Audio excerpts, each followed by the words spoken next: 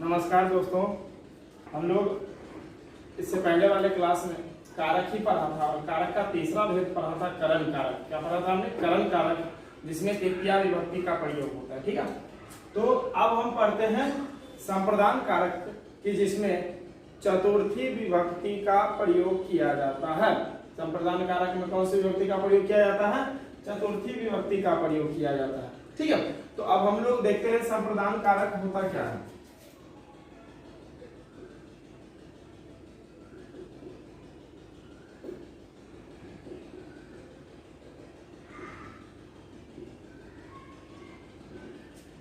संप्रदान कारक, ठीक है, अब देखते हैं कि संप्रदान कारक कहते किसे हैं, क्या होता है। तो चलिए मैं उससे पहले आपको बता दूं कि संप्रदान कारक कहता है जिसके लिए कुछ किया जाए या कुछ दिया जाए, जिसके लिए कुछ किया जाए या कुछ दिया जाए, उसे क्या कहते हैं? संप्रदान कारक कहते हैं। क्या कहते हैं? संप्रदान कारक कहते हैं। जिसके लिए कुछ किया जाए या कुछ दिया जाए, उसे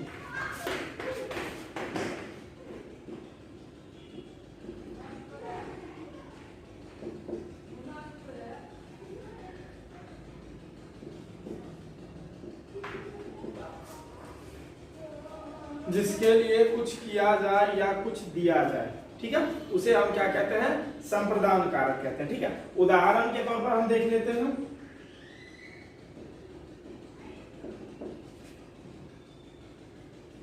वह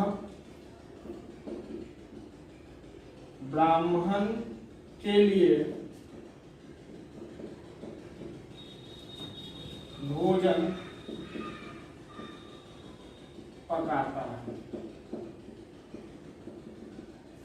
वह ब्राह्मण के लिए भोजन पकाता है। ठीक है, तो अब हम इसका देखते हैं। सबसे पहले तो है वह, अर्थात करने वाला। वह अर्थात करने वाला, तो क्या हो जाएगा? कर्ता हो जाएगा, कर्ता हो जाएगा। उसके बाद कहता है जिसके लिए कुछ किया जाए, अर्थात यह भोजन किसके लिए पका रहा? ब्राह्मण के लिए, तो यह क्या हो जाएगा? संप्रदान। क्या हो जाएगा? संप्रदान। तो उसके बाद क्या पका रहा है? भोजन। तो भोजन क्या हो जाएगा? कर्म हो जाएगा। और पकाना क्या हो जाएगा? क्रिया हो जाएगा। क्या हो जाएगा? क्रिया हो जाएगा। ठीक है, वह हो गया कर्ता, ब्राह्मण हो गया संप्रदान, क्योंकि ब्राह्मण के लिए भोजन पकाया जा रहा है। और क्या पकाया जा रहा है? तो भोजन, इसलिए भोजन कर्म हो गया और पकाना तो क्रिया है। तो अब हम इसका बनाते हैं। वह क्या होता है? सह। सह। और ब्राह्मण का चतुर्थी विभक्ति होता है ब्राह्मणाय। क्या होता है? ब्राह्मणाय।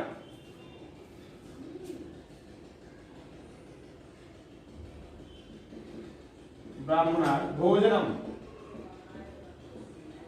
भोजनम पचति।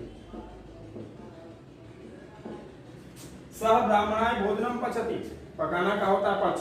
पच धातु के अंतर्गत आता है ये पकाना। ठीक है, तो सह ब्राह्मणाय भोजनम पचति, अर्थात भोजन किसके लिए बनाया जा रहा है? ब्राह्मण के लिए। तो ये ब्राह्मण जो है क्या हो जाएगा?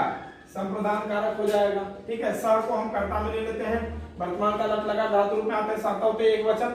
यहाँ पर ब्राह्मण सिर्फ ब्राह्मण ही है। अगर बहुवचन रहता या द्विवचन रहता तो अलग आता, तब आता ब्राह्मणाभ्याम। द्विवचन होता, अगर वही बहुवचन होता तो आता ब्राह्मणेभ्यः। ठीक है, यहाँ पर एक वचन के लिए प्रयोग किया गया है, इसलिए हम लोगों ने सह का प्रयोग किया। और क्रिया में भी हमने कर्ता और कर्म के अनुसार हमने बदला है। ठीक है, ये था हमारा संप्रदान कारक। अब हम लोग चलते हैं संप्रदान कारक के नियमों पर। जिस तरह से कर्ता कारक, कर्म कारक और करण कारक के नियम थे, उसी प्रकार संप्रदान कारक के भी नियम है। तो नियम नंबर 1 पर चलते हैं हम लोग।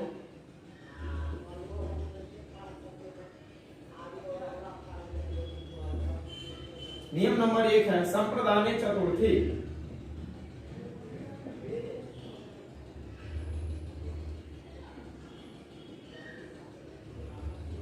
संप्रदाने चतुर्थी, जब ये ऐसा कुछ आता है संप्रदान चतुर्थी या करने के लिए, तो हम लोग समझ जाते हैं कि इसमें हम चतुर्थी विभक्ति का प्रयोग करते हैं, तो इसलिए संप्रदान कारक में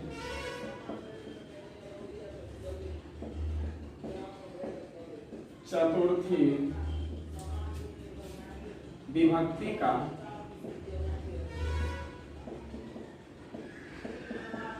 प्रयोग किया जाता है। क्या है? संप्रदान चतुर्थी अर्थात संप्रदान कारक में चतुर्थी विभक्ति का प्रयोग किया जाता है। ठीक है, तो इससे हम अब एक उदाहरण लेते हैं। यथा राजा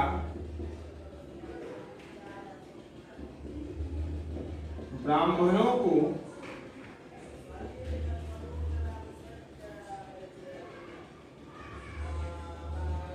वस्त्र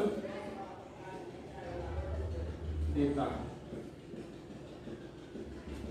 राजा ब्राह्मणों को वस्त्र देता है। अब हम लोग इस पे पहले निकाल लेते हैं इसका। राजा अर्थात देने वाला, तो कर्ता। किसको दिया जा रहा है? ब्राह्मणों को, अर्थात चतुर्थी।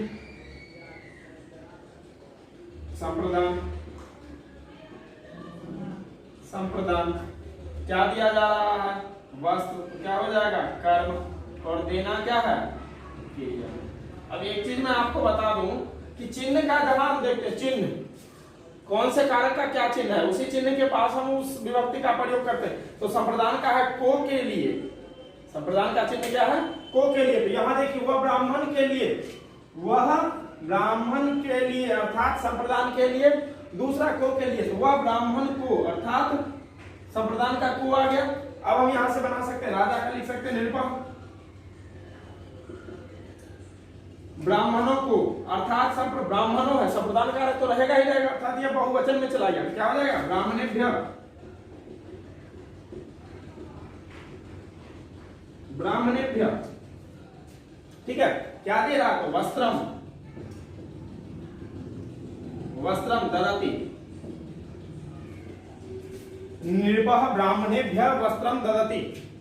किसी के लिए कुछ करना, यहाँ भोजन पकाया गया, यहाँ वस्त्र दिया गया, यहाँ किया गया, यहाँ दिया गया। तो यही है संप्रदान कारक। जिसके लिए कुछ किया जाए या कुछ दिया जाए उसे हम क्या कहते हैं? संप्रदान कारक कहते हैं। क्या कहते हैं? संप्रदान कारक कहते हैं। ये था हमारा नियम नंबर 1, संप्रदान चतुर्थी, जो संप्रदान कारक में हम चतुर्थी विभक्ति का प्रयोग करते हैं। ठीक है, तो अब हम लोग चलते हैं नियम नंबर 2 पर।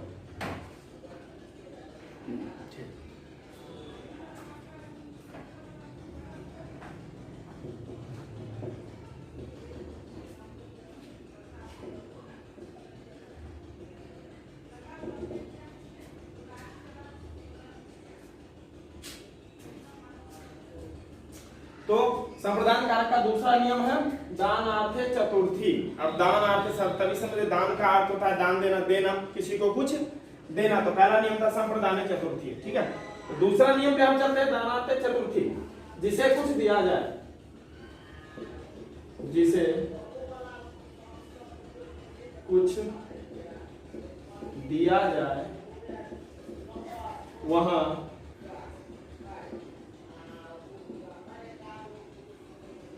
चतुर्थी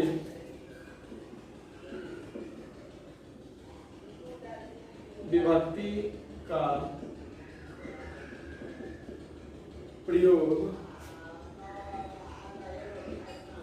किया जाता है। जिसे कुछ दिया जाए वहां हम किसका प्रयोग करते हैं? चतुर्थी विभक्ति का प्रयोग करते हैं। इससे पहले भी हमने वही उदाहरण देखा था, राजा ब्राह्मणों को वस्त्र देता है, वहां भी दिया गया। यहां हम दूसरे उदाहरण का प्रयोग करते हैं।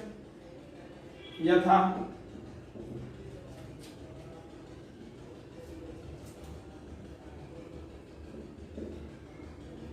अध्ययन के लिए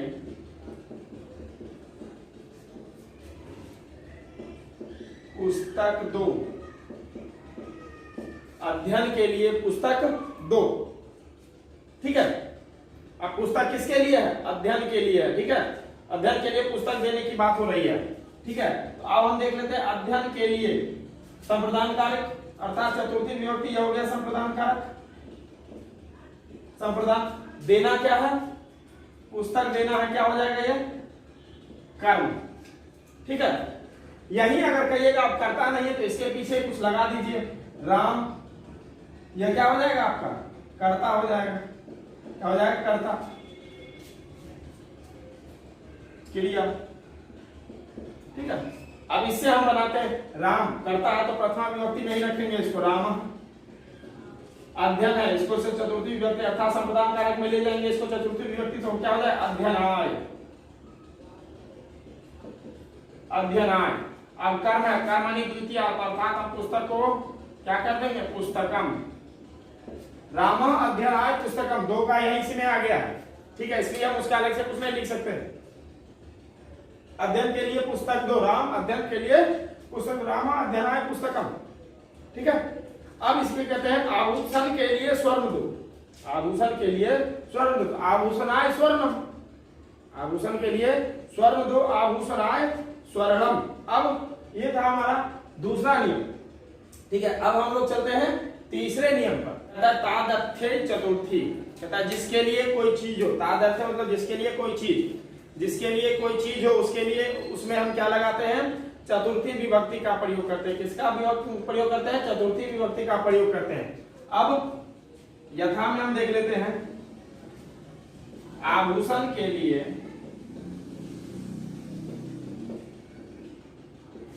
स्वर्ण है, आभूषण के लिए स्वर्ण है। अब स्वर्ण किसके लिए है आभूषण के लिए, तो जिसके लिए होगा उसमें हम चतुर्थी विभक्ति अर्थात आभूषण में चतुर्थी विभक्ति क्या हो जाएगा आभूषणाय स्वर्णम, क्या हो जाएगा आभूषणाय स्वर्णम।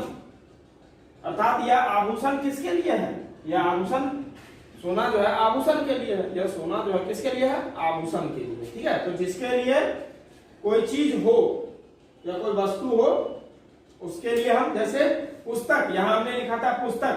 ठीक है, तो पुस्तक किसके लिए है अध्ययन के लिए है। ठीक है, तो ये था हमारा नियम नंबर 3। अब हम लोग चलते हैं नियम नंबर 4 पर। हम लोग चलते हैं नियम नंबर 4 पे। कहता है तो मुथार्च भव वचनात् चतुर्थी, भव वचनात् चतुर्थी अथवा क्रियार्थोप पदस्य च कर्मणि स्थिनः। ठीक है, स्थानिनः, ये हमारा क्या है तुमुथार्च भव वचनात् चतुर्थी अथवा क्रियार्थोप पदस्य च कर्मणि स्थानिनः। अर्थात अब इसका जो हिंदी होगा कहता है तुमुन प्रत्यांत, तुमुन प्रत्यांत शब्दों के योग में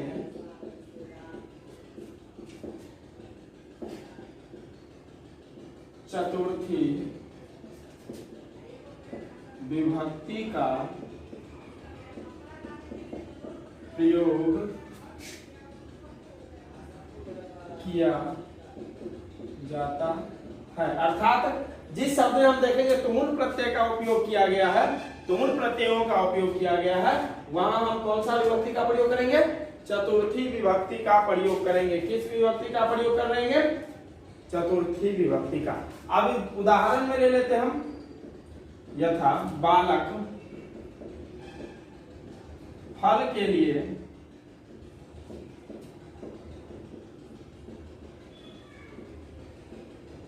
उद्यान जाता है, उद्यान मतलब बगीचा, बालक फल के लिए उद्यान जाता है।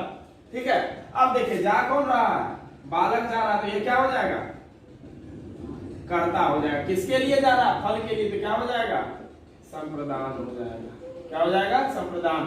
कहां जा रहा है उद्यान जा रहा है, क्या हो जाएगा कर्म हो जाएगा। जाना क्या हो जाएगा क्रिया हो जाएगा। क्या हो जाएगा क्रिया हो जाएगा। अब इस पर अनुवाद बनाते हैं हम। बालक एक ही है इसलिए प्रथमा विभक्ति का कर्ता का प्रयोग करेंगे। बालक फलाय, फलाय कर्म में द्वितीय विभक्ति उद्यानम गच्छति। एकदम आसान है बनाना। बालका बालका फलाय उद्यानम गच्छति। ठीक है, ये था हमारा तुमुन प्रत्यांत शब्द। इसमें ये फलाय अर्थात लाने का जो काम होता है वह तुमुन प्रत्ययों के उसमें तुमुन प्रत्यय का अर्थ जोड़ा जाता है, इसलिए हमने यहाँ फलाय। अब एक चीज और देखिएगा, यहां पर कहिएगा फलाय, हमने फलाय फलेभ्यः भी हम लिख सकते हैं, क्योंकि बहुत जगह क्या होता है कि हम एक फल के लिए तो जाएंगे नहीं, तो इसलिए हम फलेभ्यः भी लिख सकते हैं। ठीक है, फलेभ्यः भी लिख सकते हैं, कोई दिक्कत नहीं होगा। बालक फलेभ्यः उद्यानं गच्छति, बालक फल के लिए उद्यान जाता है। ठीक है, तो ये था हमारा नियम नंबर 4। अब हम लोग चलते हैं नियम नंबर 5 पर।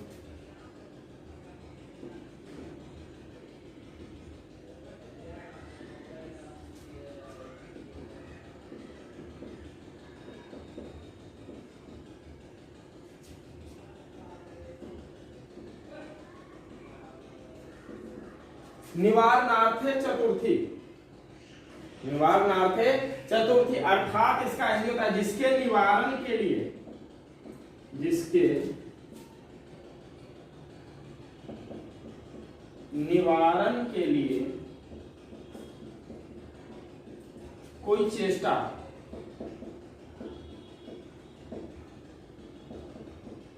या कोई वस्तु,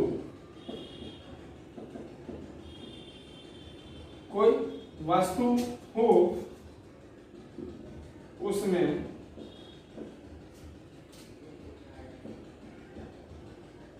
चतुर्थी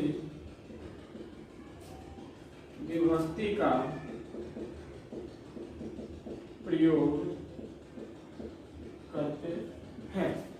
तो पांचवा नियम हमारा क्या कहता है? नियम नंबर 5, निवारणार्थे चतुर्थी अर्थात जिसके निवारण के लिए कोई चेष्टा या कोई वस्तु हो, हम उसमें चतुर्थी विभक्ति लगाएंगे, वस्तु में नहीं। यहाँ कह रहा है जिसके निवारण के लिए, अर्थात निवारण जिसके लिए किया जाएगा उसमें हम चतुर्थी विभक्ति का प्रयोग करेंगे।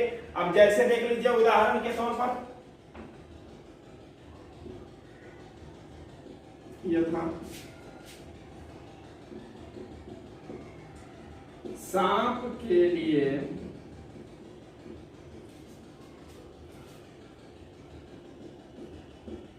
डंडा, डंडा किसके लिए है? सांप के लिए है, सांप के लिए डंडा है। अब किसके लिए डंडा? सांप के लिए। तो यह क्या हो जाएगा? संप्रदान हो जाएगा। संप्रदान, डंडा क्या हो जाएगा? कर्म हो जाएगा, हो जाएगा कर्म हो जाएगा। तो सांप पे क्या हो जाता है? सरपाय, डंडा का डंडा, सरपाय डंडा, डंडा किसके लिए है? सांप के लिए। दुष्टाय खड्ग अर्थात खड्ग जो है दुष्ट के लिए है, राक्षसों के लिए खड्ग है, दुष्ट है राक्षस, राक्षसों के लिए खड्ग है। ठीक है, तो जिसके निवारण के लिए, अब सांप के निवारण के लिए क्या है? डंडा, सांप के निवारण के लिए डंडा। यह हो गया आपका पांचवा नियम, निवारणार्थे चतुर्थी। अब हम लोग चलेंगे इसके छठे नियम पर। देख लीजिए संप्रदान कारक का छठा नियम क्या कहता है, आपके सामने है। क्रुद्ध द्रुहे सुयार्थानाम यम प्रतीकोपः, क्रुद्ध द्रुहे ईर्ष्या सुयार्थानाम यम प्रतीकोपः अर्थात क्रोध, द्रुह, ईर्ष्या, असुता, इन सभी अर्थवाची के योग में, अर्थात जो इनका विषय होगा, क्रोध करना, ईर्ष्या करना, जलन, ये सब जो इनका विषय होगा, उनमें हम कौन सी विभक्ति लगाते हैं? चतुर्थी विभक्ति लगाते हैं। कौन सी विभक्ति लगाते हैं? चतुर्थी विभक्ति लगाते हैं। अब यथा में देख लीजिए, मालिक नौकर पर क्रोध करता है, मालिक नौकर पर क्रोध करता है, नौकर पर, अर्थात ये क्या हो जाएगा? संप्रदान। यहां चिन्ह पर मत जाइए, ठीक है, यहां इस पर जाइए। ठीक है, मालिक कर्ता, क्रिया, ठीक है, ये हो गया। अब मालिक का, प्रभु, नौकर का होता है भृत्य, चतुर्थी विभक्ति लगाएंगे, भृत्याय, क्रुध्यति, क्रुध्यति, मालिक नौकर पर क्रोध करता है। ठीक है, अब इसी से ले लीजिए ईर्ष्या, दुर्जन, ईर्ष्या, द्रोह, असूता, इस सब का ले लीजिए। दुर्जन,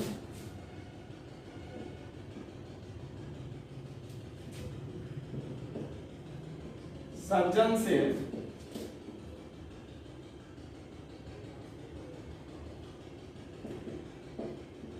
ईर्ष्या करता है।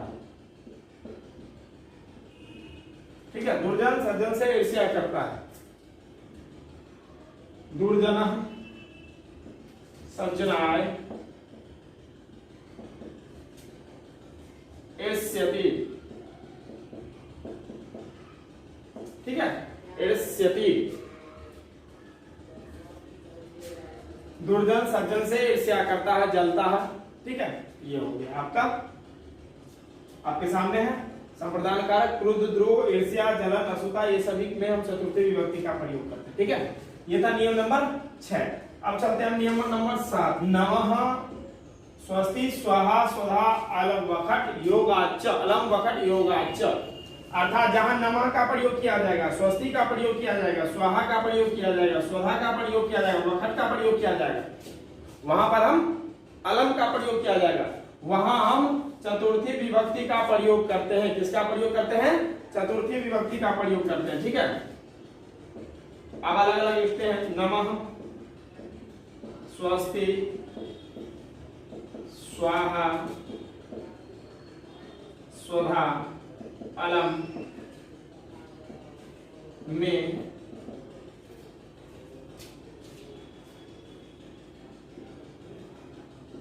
चतुर्थी विभक्ति का प्रयोग किया जाता है। ठीक है, कहता है नमः, स्वस्ति, स्वाहा, स्वधा, अलंग, वखट, योगाच्च। अर्थात जहां नमः का प्रयोग किया जाएगा, स्वाहा का प्रयोग किया जाएगा, स्वधा का प्रयोग किया जाएगा, अलम का प्रयोग किया जाएगा, इस सभी में हम कौन से विभक्ति का प्रयोग करेंगे?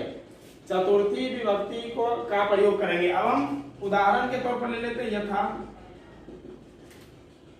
शिव को नमस्कार, शिव को नमस्कार, नमः मत लेने, स्वाहा, नमः ये नहीं, नमस्कार, प्रणाम, नमस्कार कर। शिव को नमस्कार है, किसके लिए नमस्कार है? कहा नमः का प्रयोग किया है? शिव के लिए, तो शिवाय क्या हो जाएगा? शिवाय नमः। आ गया, शिवाय नमः। इसी के साथ कोई और? गणेशाय नमः। इन सभी में हम चतुर्थी विभक्ति का प्रयोग करते हैं। ठीक है, ये था हमारा संप्रदान कारक अर्थात चतुर्थी विभक्ति। संप्रदान कारक अर्थात चतुर्थी विभक्ति था। ठीक है, तो जहां पर नमः, स्वस्ति, स्वाहा, स्वधा, अलम, वखट इस सभी का प्रयोग होगा, वहां हम कौन से विभक्ति का प्रयोग करेंगे? चतुर्थी विभक्ति का प्रयोग करेंगे। ठीक है, ये था आपका नियम नंबर 7। अब हम लोग चलते हैं नियम नंबर 8 पर। तो कारक का 8वां नियम है रुच्यार्थानाम चतुर्थी। इसका हिंदी होता है रुच धातु के योग में, अर्थात रुच मतलब जिसको कोई चीज अच्छी लगती है। जैसे मुझे पढ़ाना अच्छा लगता है, आपको खेलना अच्छा लगता होगा, खाना अच्छा लगता होगा, तो उसी चीज में हम रुच धातु के योग में जिसे कोई चीज अच्छी लगती है उसमें हम चतुर्थी विभक्ति का प्रयोग करते हैं। भगवान को भक्ति प्यारी होती है, भगवान को भक्ति प्यारी होती है। ठीक है, तो हम उदाहरण के तौर पर लेते हैं। यथा हरि को भक्ति अच्छी लगती है, अच्छी लगती है, हरि को भक्ति अच्छी लगती है। ठीक है, अब तो फिर हम संप्रदान कारक किस में लगाएंगे? हरि में लगाएंगे। जिसे जो चीज अच्छी लगती है उसी में हम लगाते हैं। ठीक है, तो हरि को हरे, हरे रोचते भक्ति,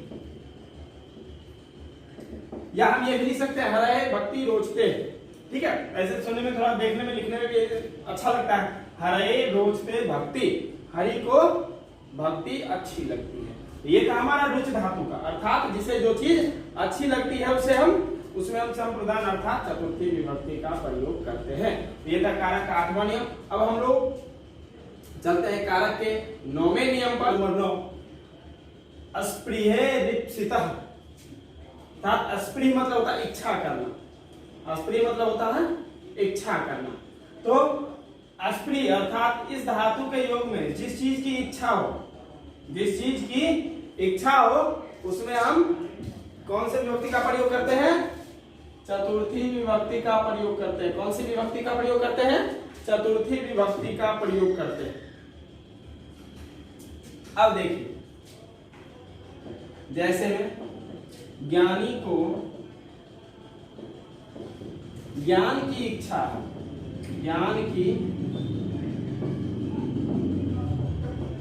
इच्छा है, ज्ञानी को ज्ञान की इच्छा है। तो इच्छा धातु के योग में जिस चीज की इच्छा हो उसमें हम लगाते हैं, जिस चीज ज्ञानी।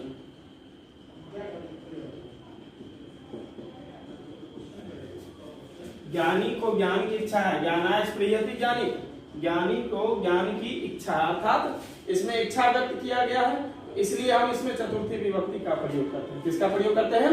चतुर्थी विभक्ति का प्रयोग करते हैं। अब है नियम नंबर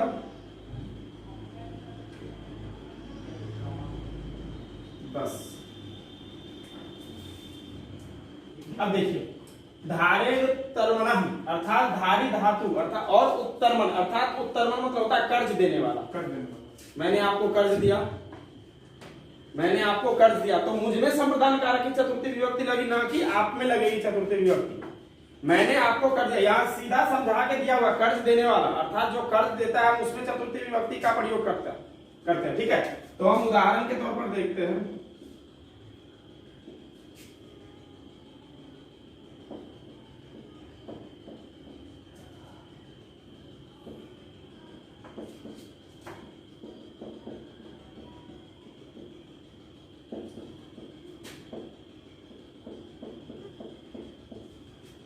देवदत्त मेरा 100 रुपए धारता, अर्थात मैंने देवदत्त को 100 रुपए दिए, अर्थात मैंने कर्ज दिए, तो संप्रदान कारक किसमें लगाया जाएगा?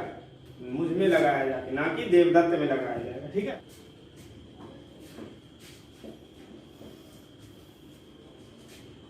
देवदत्त मेरा 100 रुपए धारता है, देवदत्ता करता था इसलिए प्रथमा विभक्ति, मह्यम मेरा, मेरे में चतुर्थी विभक्ति। ठीक है, मह्यम 100 का शतम हो गया, धारणा का धार्यति हो गया। देवदत्ता मह्यम शतम धार्यति, देवदत्त मेरे 100 रुपए धारता है। ठीक है, ये था हमारा कर्ज देने वाला नियम नंबर 10।